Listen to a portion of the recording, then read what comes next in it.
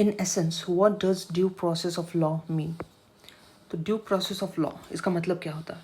इसका मतलब होता है कानून से लेकर, अगर कोई लॉ, अगर कोई कानून वो अपने आप में फेयर है, जस्ट है या नहीं, ये देखने का काम ड्यू प्रोसेस ऑफ लॉ का होता है।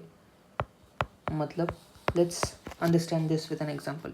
अगर गवर्नमेंट कोई लॉ बनाए, जैसे कि अगर कोई प्राइम मिनिस्टर को क्रिटिसाइज करता है तो उसे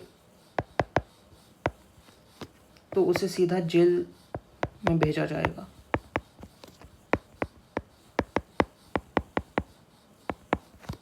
अगर कोई प्राइम मिनिस्टर को क्रिटिसाइज करता है तो उसे डायरेक्ट जेल होगा विदाउट एनी क्वेश्चन आस्क्ड। अगर ये कायदा बनाता है तो ये कायदा अपने आप में फेयर कायदा नहीं है, ये कानून जस्ट कानून नहीं है, ये अनफेयर हो गया, क्योंकि यहाँ पर लोगों की फ्रीडम ऑफ स्पीच का वायलेशन हो रहा है। लोगों को जो क्रिटिसाइज करने की फ्रीडम होती है, उस फंडामेंटल राइट को, उस फंडामेंटल फ्रीडम को कर्टेल किया जा रहा है। फंडामेंटल राइट्स का वायलेशन यहाँ हो रहा है। तो ऐसे जो कानून होते हैं, जिन कानूनों की वजह से फंडामेंटल राइट्स का उल्लंघन होता है, मूलभूत अधिकारों का हनन हो जाता है, मूलभूत अधिकार का वायलेशन होता है, ऐसे कायदे नहीं बना सकती गवर्नमेंट। इसे ही हम ड्यू प्रोसेस ऑफ लॉ बोलते हैं। मतलब ड्यू प्रोसेस ऑफ लॉ मतलब ऐसे कानून नहीं बना सकती गवर्नमेंट जिनमें लोगों के मूलभूत अधिकारों को हनन किया जाता हो, लोगों की लाइफ, लिबर्टी, उनके जीवन, उनकी स्वतंत्रता और प्रॉपर्टी, इनको गवर्नमेंट अपनी मर्जी से कभी भी हथिया नहीं सकती। ये जब कानून बनाते समय अगर इन चीज़ों का ध्यान रखा जाता है तो उसे हम ड्यू प्रोसेस ऑफ लॉ ऐसा कहते हैं। मतलब कानून बनाते समय इन सारी चीज़ों का ध्यान रखना और उसके साथ साथ कानून बनाने की जो प्रक्रिया होती है, जैसे कि पहले पार्लियामेंट में एक बिल आएगा और उस बिल पर डिबेट होगी, विवाद होगा। जो अपोजिशन पार्टी होती है वो इस बिल को क्रिटिसाइज़ कर सकती है, उसमें से कमियां निकाली जा सकती है और उसके बाद मेजॉरिटी वोट से उस मेजॉरिटी के साथ उस बिल को पास करना, मेजॉरिटी के साथ पार्लियामेंट में अपोजिशन और करंट एमपीज से मेजॉरिटी हासिल करने के बाद वो बिल पास होता है और पास होने के बाद आखिर में प्रेसिडेंट के असेंट देने के बाद, मतलब प्रेसिडेंट के हस्ताक्षर करने के बाद वो बिल पास हो जाता है। वो बिल एक कानून में तक बदल जाता है। The bill becomes law. तो ये पूरा प्रोसेस होता है। अगर ये पहले तो वो जो कानून बनाया जा रहा है वो अपने आप में सही होना चाहिए, कुछ भी कानून नहीं होना चाहिए, मतलब आर्बिट्ररी कानून नहीं होना चाहिए। उस कानून के तहत लोगों की लाइफ, जीवन, लिबर्टी, स्वतंत्रता और प्रॉपर्टी, इसका हनन नहीं होना चाहिए। और इसके साथ साथ ये होगा फर्स्ट स्टेप। इसके साथ साथ पूरा प्रोसेस ठीक से फॉलो होना चाहिए। मतलब पहले बिल आना चाहिए, उस पर डिबेट होनी चाहिए, वो मेजॉरिटी से पास होना चाहिए और प्रेसिडेंट के द्वारा असेंट किया होना चाहिए। ये पूरा प्रोसीजर फॉलो होना चाहिए। और उसके बाद अगर वो कानून ठीक नहीं है, लोगों का उल्लंघन हो रहा है, लोगों की स्वतंत्रता का हनन हो रहा है, तो कोर्ट के द्वारा उस कानून को अनकॉन्स्टिट्यूशनल भी डिक्लेयर किया जा सकता है। मतलब कोर्ट के द्वारा उस कानून को नल और वॉइड भी डिक्लेयर किया जा सकता है अगर वो कानून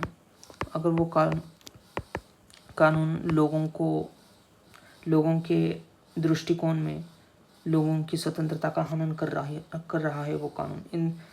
इन सब प्रोसीजर को फॉलो करने के बाद भी अगर वो कानून ठीक से नहीं काम कर रहा तो कोर्ट के द्वारा उसे नल और वॉइड डिक्लेयर कर दिया जा सकता है। कोर्ट के द्वारा उसे स्ट्राइक डाउन किया जा सकता है। मतलब कोर्ट के द्वारा उस कानून को हटाया जा सकता है, उस कानून को बर्खास्त किया जा सकता है। तो जब ये सारे प्रोसीजर्स फॉलो होते हैं तब उसे हम कहेंगे कि ड्यू प्रोसेस ऑफ लॉ हो, due process of law follow हो रहा है। इसके विपरीत क्या होता है, इसके लिए हम दूसरा टर्म यूज करते हैं, प्रोसीजर एस्टेब्लिश्ड बाय लॉ।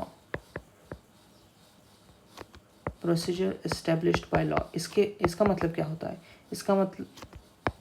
इसका मतलब होता है कि जब कायदा बनाते हैं, जब कानून बनाते हैं, तब कानून बनाते समय क्या कानून लोगों के मूलभूत अधिकारों को हनन कर रहा है या नहीं? क्या कानून की वजह से लोगों की जीवन में दिक्कतें बढ़ रही है या कम हो रही है? ये कुछ नहीं देखता प्रोसीजर एस्टेब्लिश्ड लॉ। इसमें कानून अच्छा है या बुरा ये नहीं देखा जाता, सिर्फ प्रोसीजर कैसे मतलब कानून बनाते समय क्या वो प्रोसीजर फॉलो करके वो कानून बनाया गया है या नहीं, सिर्फ इतना ही देखा जाता है।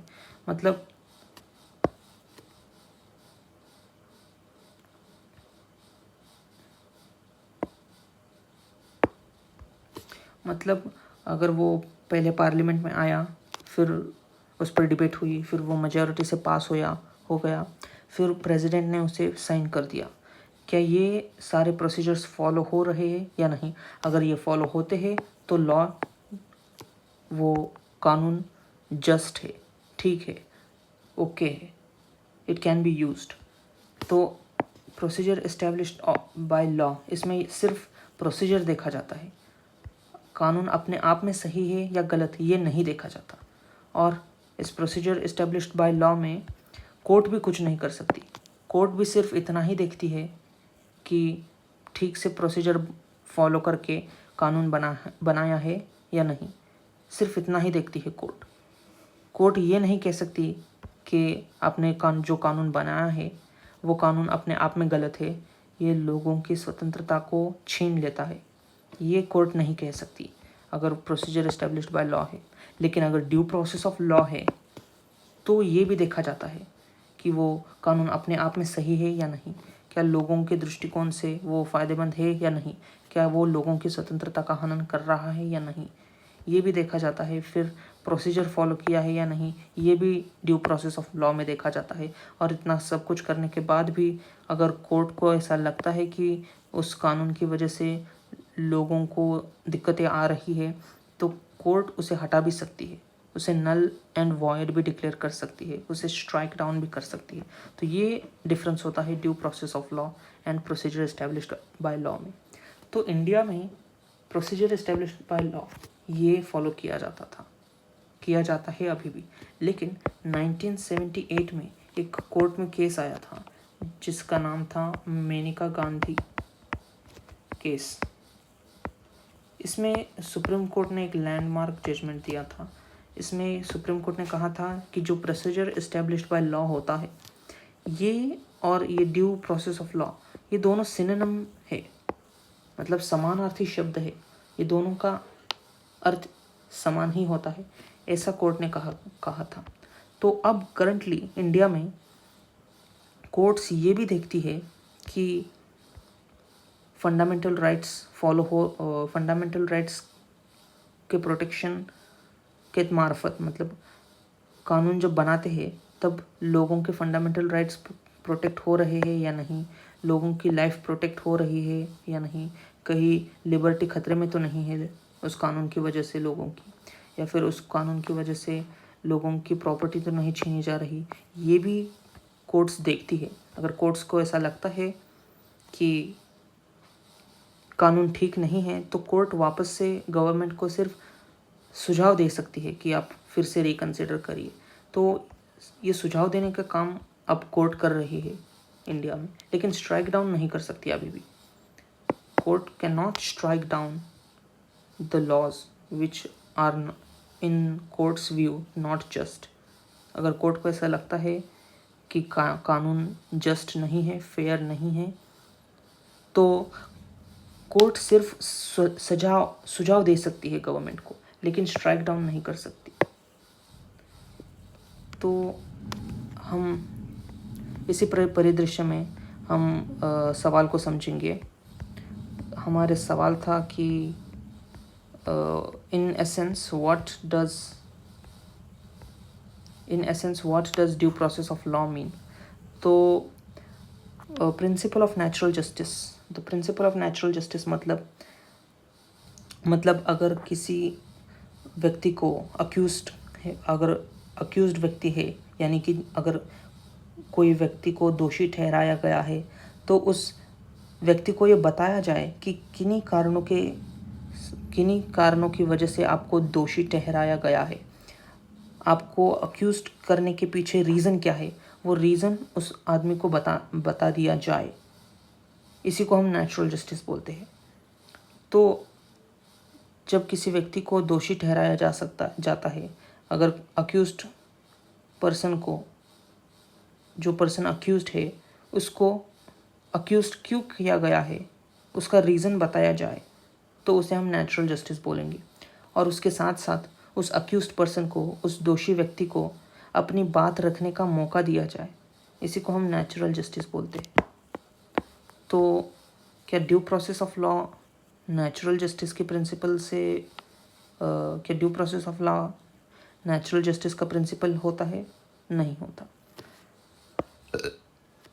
होता, क्योंकि due process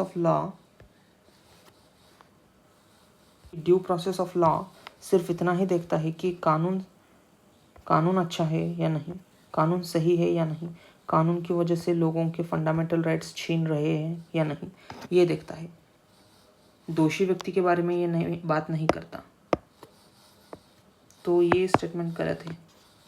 procedure established by law, देखो यहाँ हमने अभी बात की थी कि प्रोसीजर एस्टेब्लिश्ड बाय लॉ में सिर्फ यही देखा जाता है कि जो कानून बनाया गया है, क्या उस कानून को बनाते समय ठीक से प्रोसीजर फॉलो किया था या नहीं, यानी वो प्रॉपर मेजॉरिटी से पास होकर, दोनों हाउसेस ऑफ पार्लियामेंट में वो प्रॉपरली पास होकर, मेजॉरिटी से बिल पास होकर प्रेसिडेंट के द्वारा असेंट किया गया है या नहीं, ये सिर्फ प्रोसीजर देखा जाता है। लॉ अपने आप में जस्ट है या नहीं, ये नहीं देखा जाता। लेकिन ड्यू प्रोसेस ऑफ लॉ में तो देखा जाता है कि लॉ अच्छा है या बुरा, फेयर है या नहीं, जस्ट है या अनजस्ट है, ये देखा जाता है ड्यू प्रोसेस ऑफ लॉ में। लेकिन प्रोसीजर एस्टेब्लिश्ड बाय लॉ, इसमें नहीं देखा जाता कि लॉ अच्छा है या बुरा, तो इसलिए ये स्टेटमेंट भी गलत हो जाता है। फेयर एप्लीकेशन ऑफ लॉ, देखो फेयर एप्लीकेशन ऑफ लॉ ये सही है। फेयर एप्लीकेशन ऑफ लॉ मतलब कानून जब हकीकत में आता है, कानून को जब अप्लाई करने की बात आती है, तब वो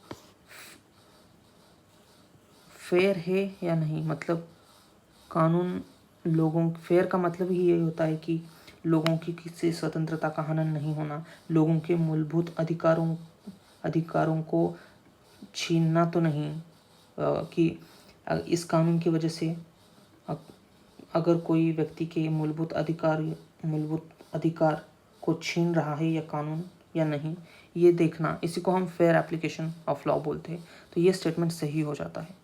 और इक्वालिटी बिफोर लॉ, इसका मतलब होता है कि कानून के आगे सभी लोग समान, मतलब चाहे वो बिलियनर हो या फिर एक गरीब व्यक्ति, इन दोनों के लिए कानून एक समान होता है। ये होता है इक्वालिटी बिफोर ऑफ लॉ। लेकिन ड्यू प्रोसेस ऑफ लॉ में इक्वालिटी की बात नहीं होती, कानून सही है या गलत, इसकी बात होती है। तो ऑप्शन डी भी गलत हो जाता है।